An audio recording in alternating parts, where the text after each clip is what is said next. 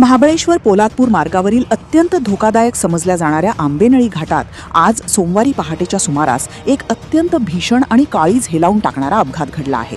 प्रवाशांनी गच्च भरलेली एक स्कॉर्पिओ गाडी अनियंत्रित होऊन थेट खोल दरीत कोसळली।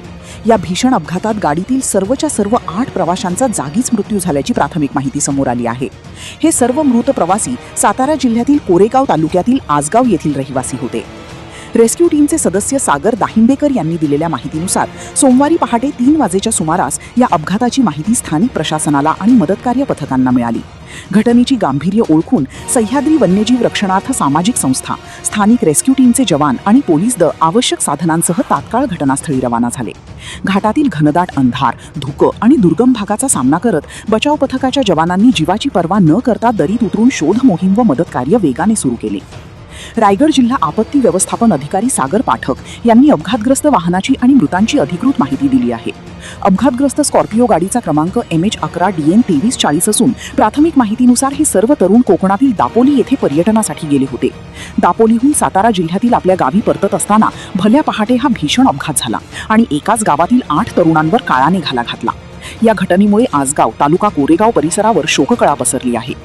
हा अपघात नेमका कशामुळे झाला, चालकाचा गाडीवरील ताबा सुटला की अन्य काही तांत्रिक बिघाड झाला होता, याची कोणतीही ठोस माहिती अद्याप समोर आलेली नाही। पोलीस आणि स्थानिक प्रशासन या प्रकरणी अधिक तपास करत आहे।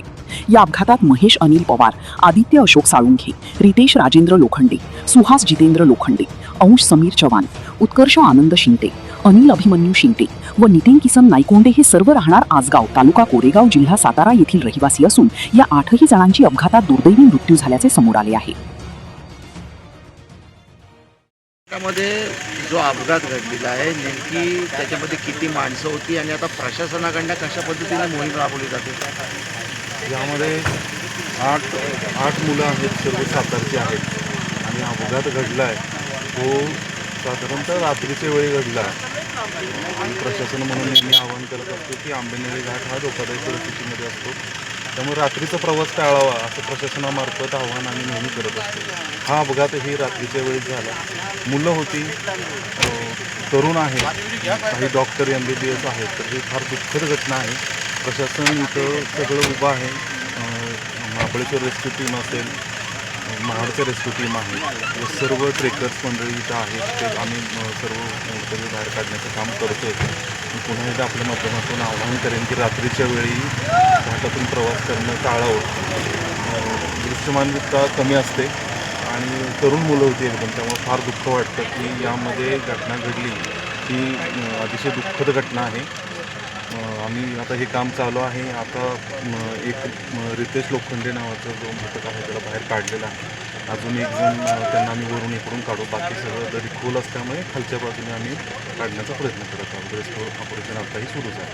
हे जे अपघातग्रस्त तरुण आहेत यांच्या नातेवाईकांसोबत प्रशासनाचा संपर्क झाला आहे काय आणि ते लोक या ठिकाणी पोहोचले? आपण त्यांच्या नातेवाईकांशी संपर्क केलेला आहे, त्यांना इथं आलेले आहेत, त्यांची व्यवस्थाही आपण करतो, त्यांचं सांत्वन करतो। कठीण प्रसंग आहे पण सामोरं जावं लागेल। धन्यवाद। ही अपघाताची कशी काय समजली? गाडी साधारण 1000 फीट खोल दरीमध्ये गेलेली आहे। अपघाताची माहिती म्हणजे नातेवाईकांनी पोलादपूर पोलीस स्टेशन संपर्क केला। त्या मृत व्यक्तींपैकी एकाचं लोकेशन पोलादपूरमधलं येत होतं। त्या अनुषंगाने मग आम्ही पोलिसांना माहिती मिळाल्यानुसार मग आम्ही तत्काळ लोकेशनच्या दिशेने रवाना झालो आणि त्या ठिकाणी जाऊन मग आम्ही शोध घेतला असता रेस्क्यू टीम बोलून घेतल्यानंतर मग साधारण रात्री 10:30 वाजता आपण रेस्क्यू ऑपरेशन चालू केलं।